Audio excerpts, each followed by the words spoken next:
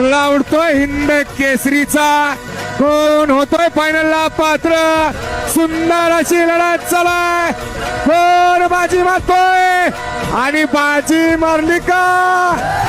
हनुमंत रामाला जेथे बांधल शिवरायाला. संगे मालू सराव भाग्याला कंक बाजूला बसविला. ऐसे वीर ते मांडले कापी दैत्य ते माजले. ऐसे वीर ते मांडले कापी दैत्य ते माजले.